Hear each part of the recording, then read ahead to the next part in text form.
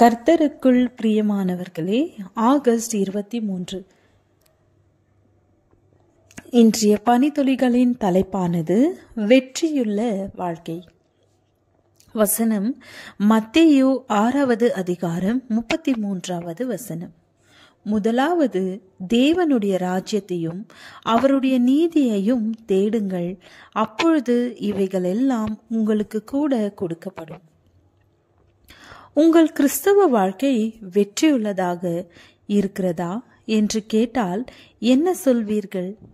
பொதுவாக கிறிஸ்தவர்களுடைய கண்ணோட்டம் என்னவென்றால், ஒரு உண்மையான கிறிஸ்தவனுக்கு பாடுகள் அதிகம் இருக்கும் என்பதே.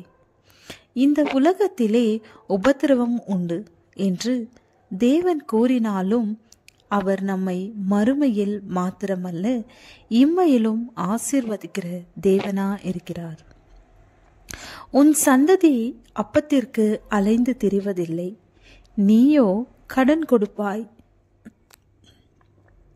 நீயோ கடன் வாங்காதிருப்பாய், நீ வற்றாத நீரூற்றை போலிருப்பாய், கைகளின் பிரயாசத்தை சாப்பிடுவாய், உனக்கு எதிராக வரும் ஆயுதம் வாய்க்காதே போகும், உன் காலை தள்ளாட விட்டார், அவர் உன் இருதயத்தின் வேண்டுதல்களை அருள் செய்வார், நீ எருசலேமின் வாழ்வை காண்பாய்.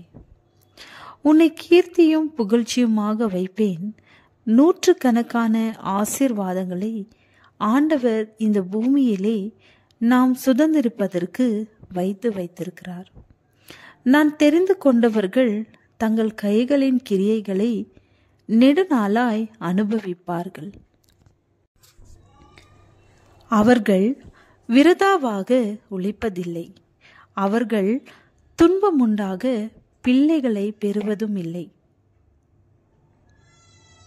அவர்களும் அவர்களோடு கூட அவர்கள் சந்தானமும் கர்த்தராலே ஆசீர்வதிக்கப்பட்ட சந்ததியாயிருப்பார்கள்.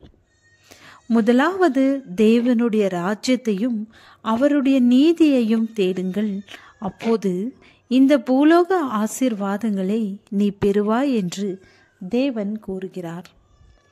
அப்படி இருக்க நான் பல வருடங்களாக கிறிஸ்தவனாக இருக்கிறேன்.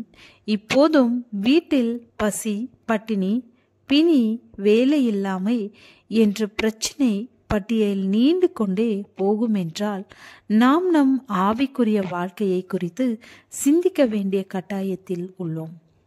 ஒருவேளை வாழ்க்கையில் முன்னேற்றமே இல்லை, நான் சபைக்கு வந்த நாள் முதல் இந்த நாள் வரைக்கும் என் நிலைமை இதுதான் என்றால், நான் ஞானத்தில் குறைவுள்ளவனாக இருக்கலாம், ஆண்டவரோடு உள்ள ஐக்கியத்தில் குறையுள்ளவனாக இருக்கலாம். நம் ஆவிக்குரிய வாழ்க்கையை சரி செய்து தேவன் கொடுத்த பூலோக வாக்கு தத்தங்களையும் நமக்கு சொந்தமாக்குவோம். பரலோக வாழ்வை சுதந்திரிக்க தேவன் சொன்ன வார்த்தைகளை கடைபிடித்து அவரில் வாழ்வோம். ஜெபம். முதலாவது தேவனுடைய ராஜ்யத்தையும் அவருடைய நீதியையும் தேடுங்கள். ஆமென்.